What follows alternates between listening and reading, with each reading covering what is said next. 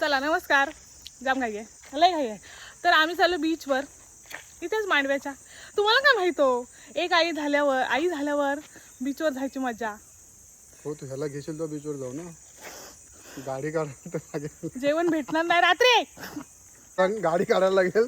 तू मला घेतो, गाडी निघेल. चला चला चला चला चला चला चला चला. मोबाईल तास नवीन घेऊ.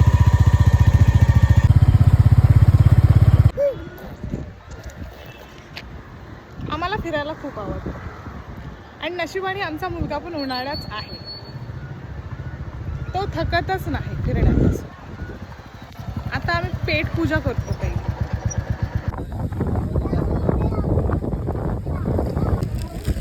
तर भिजू द्या ना.